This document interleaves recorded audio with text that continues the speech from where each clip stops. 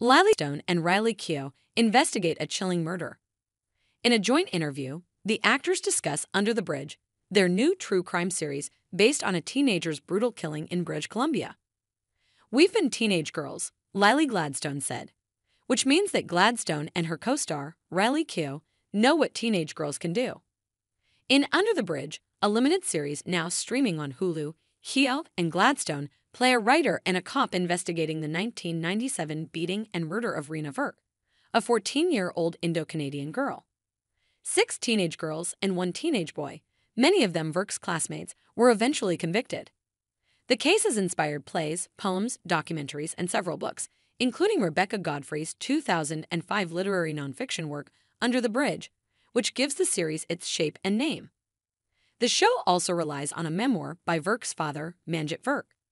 Though Godfrey died in 2022, before filming began, she worked closely with the show's creator, Quinn Shepard, on its development. Keough, who also produced the series, plays a version of Godfrey. Gladstone plays Cam, an invented character, a native law enforcement officer who was adopted as a child by a white family. While Under the Bridge centers these women as adults, it includes scenes of the same characters as teenagers, drawing lines between the girls they were and the women they are. Earlier this month, Keough, who was filming in London, and Gladstone, who was in Seattle, met for a video call. In an hour-long chat, they discussed girlhood, violence, and making a true crime series that sidesteps sensationalism. These are edited excerpts from the conversation. "What were you like as teenagers?" Lily Gladstone, "Whenever I meet anybody from high school, 'Oh my God, you're the same person,' is pretty much what I hear." That version of Lily really built the foundation for who I am now. She had this sense of where she wanted to go. She cracks me up a little bit. "Riley, I get the sense that you had a lot of energy, though I don't want to say you were ever too much to handle because you don't really have that vibe." Riley Keough, "Well, my parents would have said differently." Gladstone, "Mine too. They say there's a reason I'm an only child. But I feel like if I was your teacher, I would have been like, she's going to do some pretty awesome things." Keough, "I needed that teacher. I would say that I was always very sensitive and kind. The kids that maybe didn't have friends, I always wanted to sit with. I had that instinct. But I had a wildness in me, too. I'm an adventurous spirit. I wasn't a teenager who was a very big problem or anything. I just loved life and I wanted to experience it all. In my heart, I am the same person. But it's been a confusing journey. It's funny that I'm an actor because I never wanted attention. I never wanted to stand out. Over time, I'm just more comfortable being myself." What drew you to the series? Gladstone, "Honestly, the first spark was hearing that Riley was attached. From there, I had conversations with Quinn and Samir Mehta, the showrunner, into what kind of meaning could be found in a senseless act of violence. Having just come off another true crime piece, Killers of the Flower Moon, that self-indicted sensationalism and looked at the people that were affected as well as unearthing some of the systemic issues that create these scenarios, I was really interested in this one because of how it indicts all of us in what was happening around Rena Virk. It was really clear to me that this was another opportunity to have a nuanced conversation about the systemic failures of law enforcement. When you're making a true crime story but being self-aware about it, you can go on a journey with your audience and have a conversation about these things in a way that didn't happen at the time. Were you surprised that teen girls could be capable of something like this? Keough, no, not at all. Gladstone, "We've been teen girls. Not that we necessarily have the ability to do something like that. But certainly we were teenagers with other teenagers. Teenage girls are some of the most powerful people on the planet. And anybody that's got that much power has the capability to be an ungrounded wire with it. Keough, that can be a really volatile time for the human spirit. Gladstone, identity formation with a big old shot of hormones.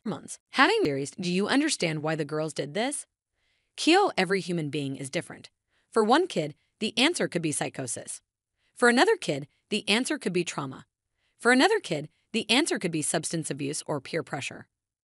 Gladstone, I was 11 years old in 1997, just a shade younger than these kids. 2 years later was Columbine. Back then, people were blaming the music kids were listening to, violent video games, whatever scapegoat they wanted to. I just remember getting so frustrated when people would blame music. I liked 9 Inch Nails when I was that age. Keough, I liked Marilyn Manson at the time. Gladstone, I remember thinking it was bull. Like, Nobody's really looking at who these people are. Does female violence manifest differently?